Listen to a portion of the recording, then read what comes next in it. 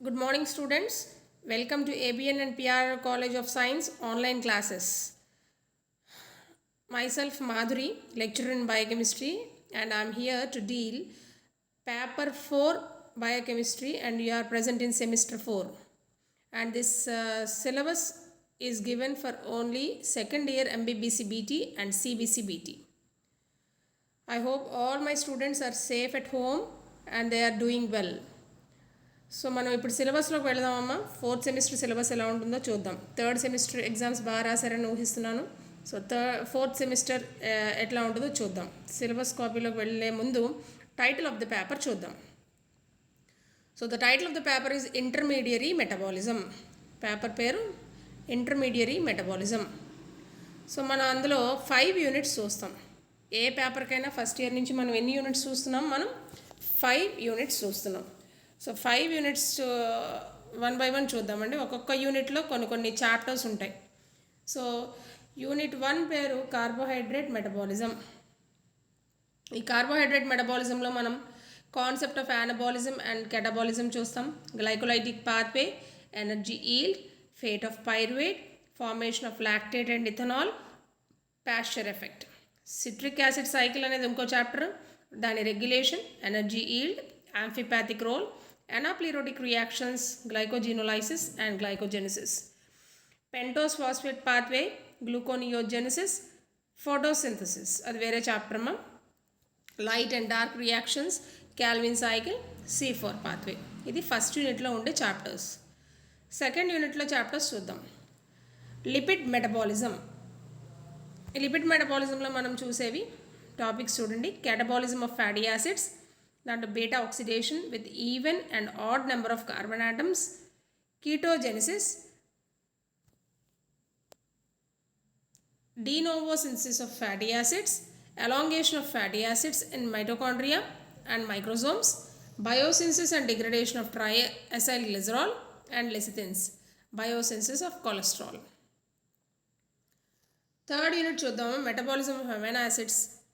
Metabolism of amino యాసిడ్స్లో మనం చూసే first general reactions of amino acid metabolism. దాంట్లో ట్రాన్స్అమైనేషన్, డికార్బాక్సిలేషన్ అండ్ డిఅమైనేషన్.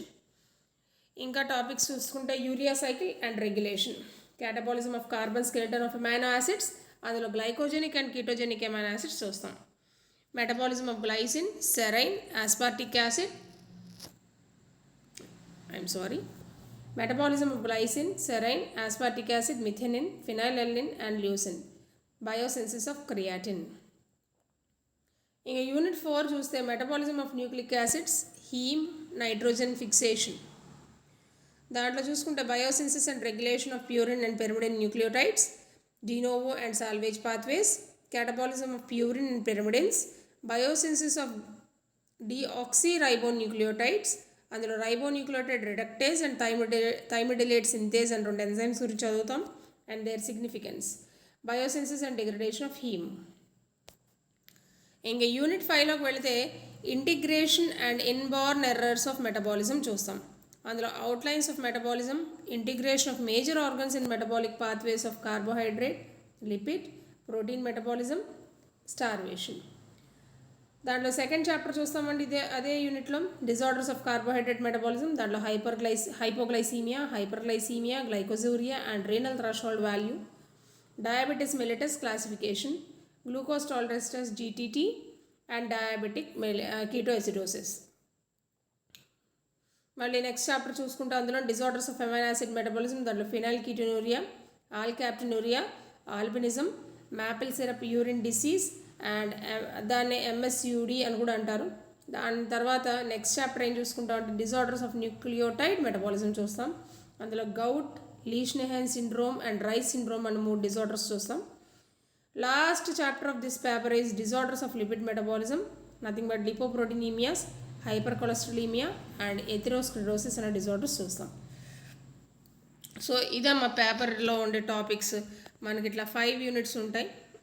ఈ 5 యూనిట్స్ నేను పిన్ చేస్తాను మీకు వాట్సాప్ గ్రూప్లో, జాగ్రత్తగా రాసుకోండి. కొత్త నోట్స్ పెట్టండి అమ్మ బయోకెమిస్ట్రీకి. మీరు ఆ బయోకెమిస్ట్రీ నోట్స్ పెట్టే ఫస్ట్ పేజ్లో మీరు సిలబస్ రాసుకోండి. తర్వాత ఒక 2 పేజీలు వదిలేసేయండి. నేను మీకు మోడల్ పేపర్స్ పంపిస్తాను. ఆ మోడల్ పేపర్స్ అన్నీ కూడా మీరు రాసుకుంటూ ఉందరు కానీ, so that will be that will make you clear how to write an examination, how to appear for an examination. మీకు ఆల్రెడీ తెలిసినట్టే ఉంటుంది. ఫస్ట్ 5 క్వశ్చన్స్ మనం షార్ట్ ఆన్సర్స్ రాస్తాం 5 మార్క్స్కి సెక్షన్ ఏ అయితే. సెక్షన్ బి అయితే మళ్ళీ ఇంకొక 5 మార్క్స్ 5 క్వశ్చన్స్ ఎస్ఏ క్వశ్చన్స్ రాస్తాం. అది మరో section out of choicing out of 10 questions. అది మీకు ఆల్రెడీ ఫస్ట్ ఇయర్ సెమ్ నుంచి ఎలాంటి ప్యాటర్న్ లైఫ్ క్వశ్చన్ పేపర్ అయితే చూస్తున్నారో అలాంటి క్వశ్చన్ పేపరే ఉంటుంది.